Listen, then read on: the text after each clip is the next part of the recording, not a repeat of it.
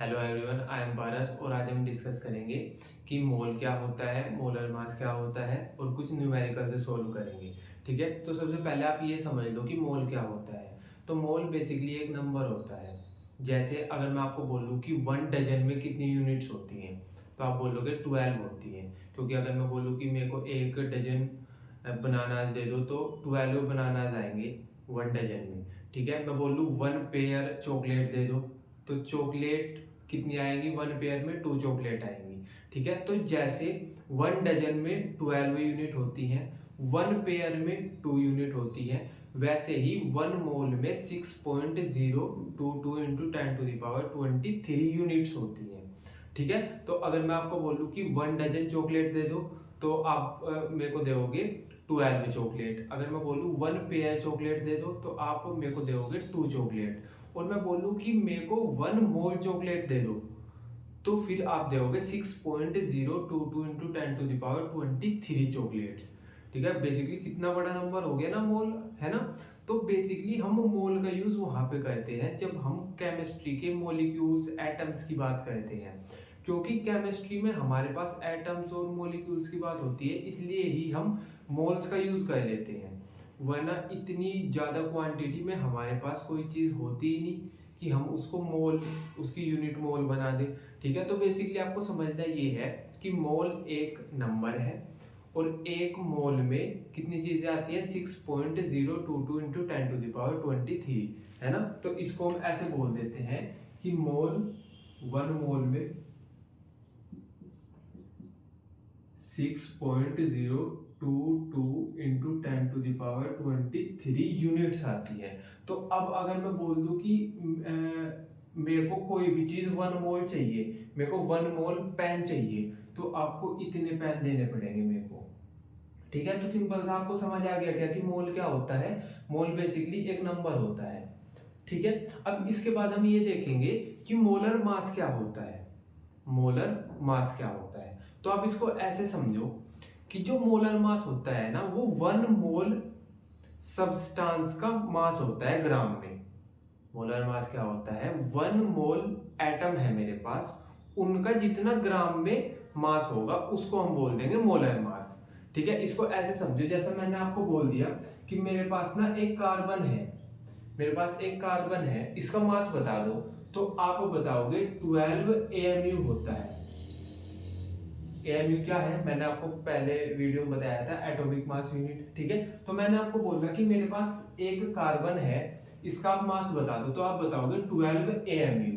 अब मैं बोल रहा हूं कि मेरे पास 1 मोल कार्बन है, 1 मोल कार्बन है, और 1 मोल का मतलब क्या है कि 6.022 इंटू 10⁻23 कार्बन है। पहले मेरे पास एक कार्बन था बस, अब 1 मोल मतलब 6.022 इंटू 10⁻23 कार्बन है।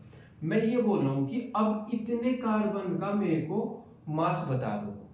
तो अगर मेरे पास 1 मोल कार्बन है तो उनके मास को मैं बोल दूंगा मोलर मास। ठीक है, और वो होगा हमारे पास 12 ग्राम। ठीक है, तो बेसिकली 1 मोल सब्सटेंस हो जब हमारे पास, उसके मास को बोल देते हैं मोलर मास, उसको बोल देंगे मोलर मास। ठीक है, जो मोलर मास होता है और जो एटॉमिक मास होता है उनकी न्यूमेरिकल वैल्यू सेम होती है, सेम होती है बिल्कुल, बस उनकी यूनिट में डिफरेंस आ जाता है। जब हम एक कार्बन की बात करेंगे तो हम उसके एटॉमिक मास की बात करेंगे तो वो होगा 12 AMU। AMU क्लियर है। जब मैं बात करूंगा 1 मोल कार्बन की, पहले कितने कार्बन की करी, 1 कार्बन की, अब कह रहा हूं मैं 1 मोल कार्बन की। अब 1 मोल में तो इतने सारे कार्बन आ गए ना। ठीक है, तो जो अब इनका मास होगा वो 12 ग्राम होगा। ठीक है, तो बेसिकली आपको समझना ये है कि जो मोलर मास होता है वो 1 मोल एटम्स का या 1 मोल मॉलिक्यूल्स का, या मैं ऐसे बोल दूं कि 1 मोल सब्सटेंस का मास होता है।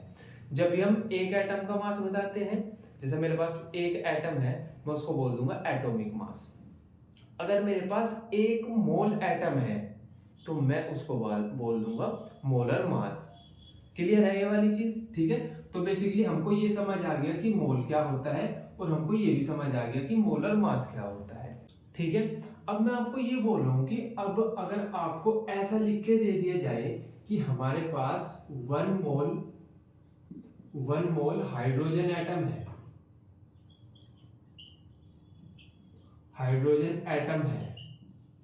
तो आप मेरे को ये बता दोगेगा कि हमारे पास कितने हाइड्रोजन एटम है। तो आप सिंपल से बोल दोगे कि 1 मोल हाइड्रोजन एटम है। 1 मोल का मतलब क्या हुआ कि हमारे पास 6.022 इंटू 10⁻23 एटम्स हैं हाइड्रोजन के। क्लियर हुआ क्या ये? ठीक है ना। अब अगर मैं बोल दूं कि मेरे को आप ये बताओ, मैंने आपको ये लिख के दे दिया कि मेरे पास 1 मोल H2O के मॉलिक्यूल है। मैं ये बोल रहा हूं कि मेरे पास 1 मोल H2O के मॉलिक्यूल्स हैं, तो कितने मॉलिक्यूल्स होंगे? इस लाइन का मीनिंग क्या है? तो आप बोल दोगे कि 1 मोल H2O है ना हमारे पास, तो 1 मोल का मतलब होता है 6.022 इंटू 10⁻23। तो हमारे पास इतने H2O के मॉलिक्यूल हैं। क्लियर हुई क्या वाला पॉइंट? है ना, ठीक है ना। तो बेसिकली 1 मोल हाइड्रोजन एटम में कितने मॉलिक्यूल होंगे हाइड्रोजन के? इतने।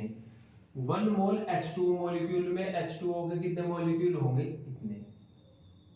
ठीक है क्या ये वाला समझ आ गया क्या? है ना। अब मैं ये बोल रहा हूं कि अगर मेरे पास ऐसा लिखा हुआ आ गया कि मेरे पास 1 ग्राम एटम है, 1 ग्राम एटम है मेरे पास, तो आप बस ये याद रखना कि 1 ग्राम एटम का मतलब भी 1 मोल एटम ही होता है। 1 मोल एटम ही होता है। और 1 मोल एटम का मतलब क्या होता है? 6.022 इंटू 10⁻23 एटम। ये पॉइंट क्लियर है क्या? आपको ये समझना है कि जो 1 ग्राम एटम होते हैं, एटम्स की बात नहीं कर रहा हूं मैं, 1 ग्राम एटम जहां भी लिखा हुआ आए उसका मीनिंग यही है कि 1 मोल एटम की बात हो रही है। और 1 मोल का मतलब क्या है कि 6.022 इंटू 10⁻23 एटम्स। क्लियर है क्या? है ना। अब एक और देख लो, अगर ऐसा लिखा हुआ जाए 1 ग्राम मॉलिक्यूल, 1 ग्राम मॉलिक्यूल, तो 1 ग्राम मॉलिक्यूल का भी मतलब 1 मोल ही है। मतलब 1 ग्राम मॉलिक्यूल का मतलब भी 1 मोल मॉलिक्यूल ही है। क्लियर है क्या? 1 मोल मॉलिक्यूल। और 1 मोल का मतलब क्या है? 6.022 इंटू 10⁻23 मॉलिक्यूल्स। ठीक है क्या? मैं केवल आपको ये चीज समझाना चाह रहा हूं कि मोल का मीनिंग होता है, मोल में होती है 6.022 इंटू 10⁻23 चीजें, है ना। और 1 ग्राम एटम लिख के दे दिया जाए अगर आपको, तो भी उसका मतलब 1 मोल एटम ही होता है। अगर लिख के दे दिया जाए 1 ग्राम मॉलिक्यूल, तो भी उसका मीनिंग 1 मोल मॉलिक्यूल ही होता है। ठीक है ना। और अब ना मैं ये वाला पॉइंट रह गया कि जैसा 1 मोल में हमारे पास 6.022 इंटू 10⁻23 यूनिट्स होती हैं, हम इस वाले नंबर को एवोगैड्रो नंबर बोलते हैं। ठीक है, हम इसको बोलते हैं एवोगैड्रो नंबर।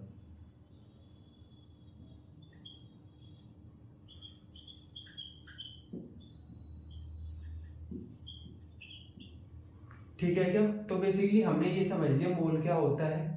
ठीक है, फिर हमने ये देख लिया कि आपको कैसे कैसे लिख के दिया जा सकता है, और आपको ये समझना है कि मोल में कितने एटम्स वगैरह होते हैं। वो आपको ऐसे बोल देंगे 1 मोल H2 है मेरे पास, तो आपको ये देखना पड़ेगा कि एटम्स कितने हैं। तो 1 मोल का मतलब मैंने समझा ही दिया कि इतनी चीजें होती हैं। ठीक है, हमने पढ़ा मोलर मास क्या होता है। ठीक है, तो मोलर मास क्या होता है? जब भी हमारे पास 1 मोल सब्सटेंस हो तो उसके मास को हम बोल देंगे मोलर मास। और मोलर मास को ही ग्राम एटॉमिक मास बोलते हैं।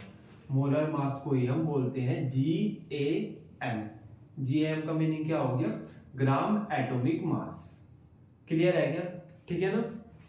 तो अभी हम ये देख लेते हैं कि हमारे पास मोल को फाइंड आउट करने के कुछ फॉर्मूलाज होते हैं हमारे पास, ठीक है। तो वो क्या क्या होते हैं वो देख लेते हैं हम, ठीक है।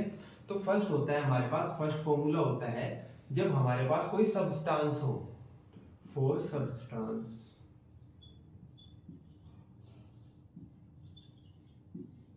ठीक है। तो हमें किसी सब्सटेंस के नंबर ऑफ मोल्स निकालने हैं, नंबर ऑफ मोल्स, और इसको हम डिनोट करते हैं n से, ठीक है।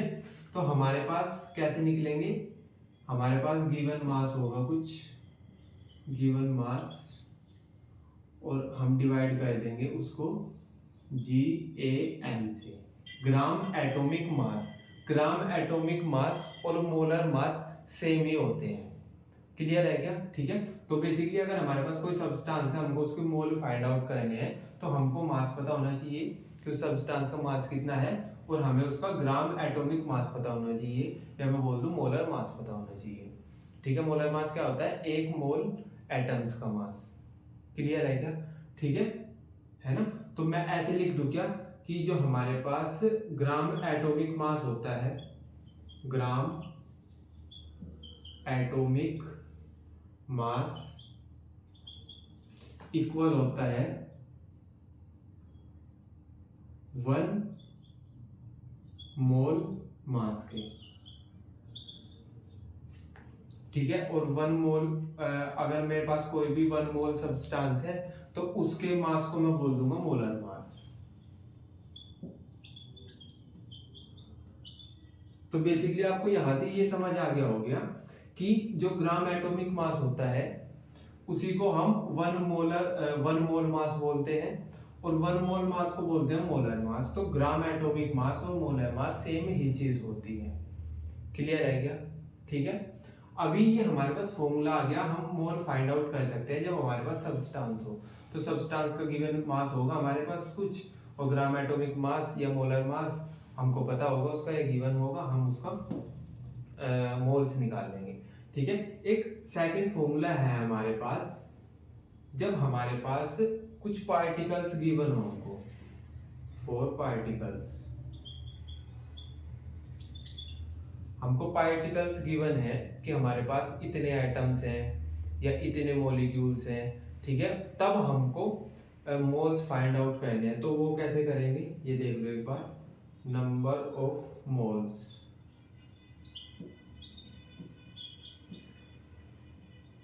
तो given particles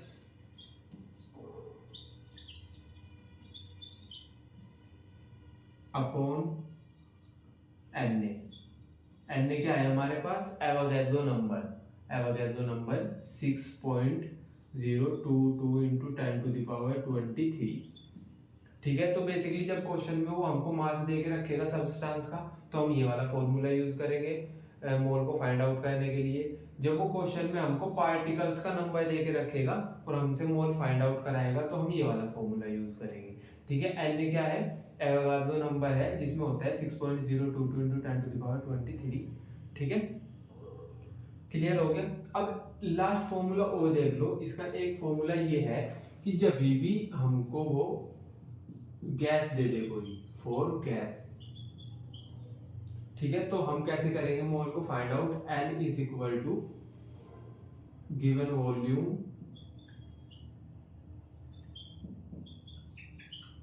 upon 22.4 litre at STP। अब ये STP क्या हो गया, तो देखो सुनो, हमारे पास जो स्टैंडर्ड STP होता है स्टैंडर्ड टेम्परेचर और प्रेशर, तो हमारे पास स्टैंडर्ड टेम्परेचर और प्रेशर पे अगर कोई 1 मोल गैस है तो 1 मोल गैस में 22.4 लीटर होते हैं, ठीक है। तो इसीलिए जब हम मोल निकालते हैं तो हम गिवन वॉल्यूम को 22.4 लीटर से डिवाइड कर देते हैं, ठीक है। तो ये हो गया गैसेस के मोल ऐसे निकलते हैं, ठीक है। तो बेसिकली हमारे पास 3 फॉर्मूलाज हो गए, जब वो हमको गिवन मास दे दे सब्सटेंस का और मोल पूछ ले तो हम ये वाला फॉर्मूला लगाएंगे, जब वो पार्टिकल्स के नंबर दे, मतलब पार्टिकल्स दे दे हमको और मोल पूछ ले तो हम ये वाला फॉर्मूला लगाएंगे, और जब वो गैस दे दे हमको, गैस की वॉल्यूम दे दे और मोल्स पूछ ले तो हम ये वाले फॉर्मूले का यूज करेंगे, ठीक है। तो बेसिकली अभी हमने जितना मैंने अभी तक आपको बताया उसके एक बार समरी नोट्स देख लेते हैं, ठीक है, फिर हम न्यूमेरिकल से सोल्व करेंगे, ठीक है। तो देख लेते हैं। सबसे पहले देखा हमने मोल, तो मोल को हम ऐसे समझते हैं कि अगर हम बोल दें कि 1 डजन में कितने पीस होते हैं तो आप बोल दोगे 12, 1 पेयर में कितने पीस होते हैं तो 2 पीस होते हैं। वैसे ही 1 मोल में 6.022 इंटू 10⁻23 एंटिटीज होती हैं, ठीक है। और इसी नंबर को हम बोल देते हैं एवोगैड्रो नंबर। क्लियर है, ठीक है। इसके बाद हमने ये सीखा था कि भाई 1 मोल अगर हमको कुछ पॉइंट्स लिख के दे दिए जाए, है ना, 1 मोल्स ऑफ हाइड्रोजन एटम, ठीक है, तो हम उसका क्या मीनिंग निकाल लेंगे, ठीक है। तो ये देख लेते हैं। 1 मोल ऑफ हाइड्रोजन एटम्स का मतलब है कि 6.022 इंटू 10⁻23 एटम्स, ठीक है। 1 मोल ऑफ वाटर मॉलिक्यूल का मतलब है कि 6.022 इंटू 10⁻23 मॉलिक्यूल्स। ये सब कुछ मैंने समझा दिया आपको, है ना, कैसे कि कहाँ से क्या आया, ठीक है। फिर आपको जो सबसे इंपॉर्टेंट पॉइंट याद रखना है वो रखना है कि 1 ग्राम एटम को भी हम 1 मोल ऑफ एटम ही समझते हैं। मींस कि 1 ग्राम एटम का मतलब भी 1 मोल एटम ही होता है, ठीक है। और 1 मोल एटम का मीनिंग होता है 6.022 इंटू 10⁻23 एटम्स, ठीक। वैसे ही 1 ग्राम मॉलिक्यूल का मतलब क्या होगा, 1 मोल ऑफ मॉलिक्यूल, ठीक है। और 1 मोल ऑफ मॉलिक्यूल का मतलब होता है 6.022 इंटू 10⁻23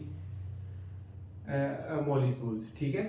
तो बेसिकली अगर आपको ये सब चीजें समझ आ गई तो आपके लिए चैप्टर बहुत आसान हो जाएगा, ठीक है। उसके बाद हमने पढ़ा मोलर मास। तो ये बोलते हैं the mass of 1 mole of substance. तो 1 मोल सब्सटेंस है, उसका जितना मास होगा हम उसको मोलर मास बोल देंगे, ठीक है। Substance in a grams is called its molar mass, ठीक है। तो हम ग्राम में बताते हैं मोलर मास को, ठीक है। और जो हमारे पास the molar mass in grams is numerically equal to atomic molecular या फॉर्मूला मास। ये बोलते हैं कि जो हमारे पास एटॉमिक मास हो या मॉलिक्यूलर मास हो उसके इक्वल ही होती है वैल्यू मोलर मास की। कैसे, जैसे मैं बोल दूं मेरे पास 1 कार्बन है, इसका मास बता दो, एक ही कार्बन है तो उसके मास को हम एटॉमिक मास बोल देंगे, वो बोल दोगे आप 12 AMU। मैं बोल दूं 1 मोल कार्बन का मास बता दो तो आप बोल दोगे 12 ग्राम। डिफरेंस कहाँ पे आया, यूनिट्स में। न्यूमेरिकली वैल्यू तो इसकी भी 12 है, इसकी भी 12 है, ठीक है ना। तो बेसिकली हमारे पास केवल न्यूमेरिकली वैल्यू चेंज होती है, न्यूमेरिकल वैल्यू सेम रहती है और यूनिट चेंज होती है अगर हम बात करें मोलर मास की और एटॉमिक मास की, ठीक है। क्लियर हो गया। और बेसिकली AMU को अगर हमें ग्राम में कन्वर्ट करना होगा तो हमें ये काम आएगा कि 1 AMU is equal to 1.66 into 10⁻24 gram. इसको हम यूज करेंगे, अभी हम न्यूमेरिकल सोल्व करेंगे जब, ठीक है। इसके बाद आते हैं हमने ये कैलकुलेट कैसे करें मोल को, ठीक है। तो हमने उसके 3 फॉर्मूलाज पढ़े, है ना।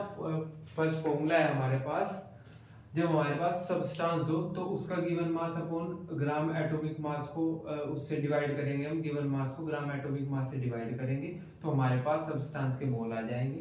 ग्राम एटॉमिक मास ही मोलर मास होता है, ये वाला भी पॉइंट याद रखना है। जैसे ग्राम एटॉमिक मास को हम बोल देते हैं, ग्राम एटॉमिक मास क्या होता है, मास ऑफ 1 मोल एटम्स का मास को ही हम ग्राम एटॉमिक मास बोलते हैं और 1 मोल एटम्स के मास को ही हम मोलर मास बोलते हैं, ठीक है। तो ग्राम एटॉमिक मास और मोलर मास दोनों एक ही चीज है, ठीक है। फिर अगर हमको पार्टिकल्स का नंबर ऑफ पार्टिकल्स दिए हुए हो क्वेश्चन में और हमको मोल निकालने हो तो हमारे पास ये वाला फॉर्मूला लगेगा।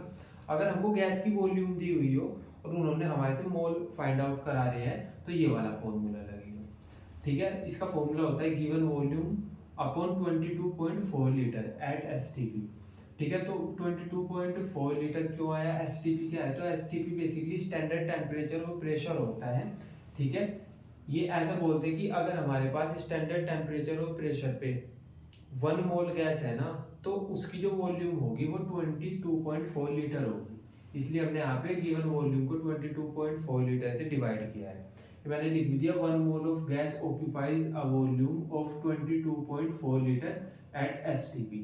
क्लियर है क्या, ठीक है। तो आई होप आपको इतना क्लियर हो गया होगा, ठीक है। अभी हम मोल के कुछ न्यूमेरिकल्स देख लेते हैं, ठीक है। तो ये वाला क्वेश्चन देख लेते हैं। ये बोलते हैं कि हमारे पास एक एलिमेंट है जिसका वेट है हमारे पास 6.643 इंटू 10⁻⁻23।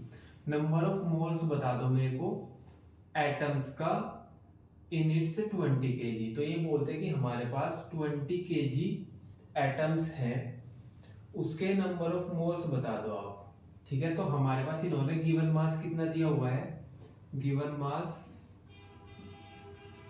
मास है हमारे पास 20 kg, और फॉर्मूले में हमको ग्राम में रखना होता है, तो हम इसको ऐसे ग्राम में कन्वर्ट कर लेंगे। ठीक है, अब हमारे पास फॉर्मूला है number of mole is equal to given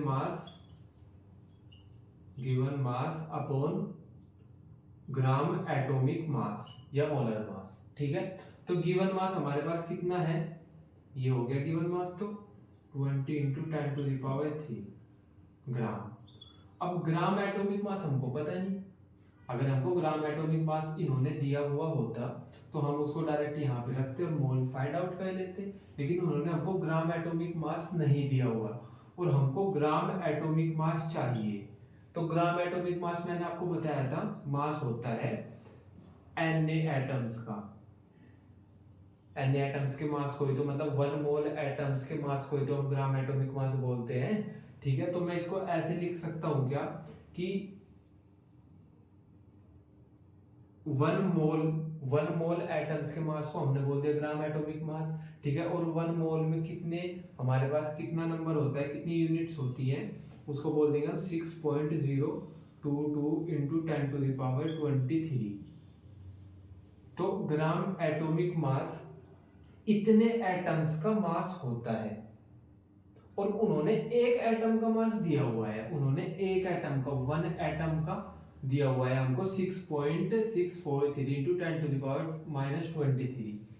ठीक है, एक एटम का दिया हुआ है, हमको ग्राम एटॉमिक मास चाहिए। ग्राम एटॉमिक मास कितने एटम का होता है, इतने एटम का होता है। तो हम इसको अगर इस एक एटम से मल्टीप्लाई कर दे तो हमारे पास ग्राम एटॉमिक मास आ जाएगा, है ना। तो हम इसकी मल्टीप्लाई कर देंगे 6.643 इंटू 10⁻⁻23 ग्राम। ठीक है, जब हम इसकी इन दोनों की मल्टीप्लाई करेंगे तो हमारे पास आ जाएगा ग्राम एटॉमिक मास 40। ठीक है, अब जब हम ये 40 को इससे डिवाइड करेंगे, भाई हमारे पास ग्राम एटॉमिक मास आ गया। ठीक है, अब हमको ग्राम एटॉमिक मास ही चाहिए था मोल निकालने के लिए। ठीक है, तो हम क्या करेंगे 40 और हमारे पास आ जाएगा, जब हम इसको सोल्व करेंगे तो आ जाएगा हमारे पास 500।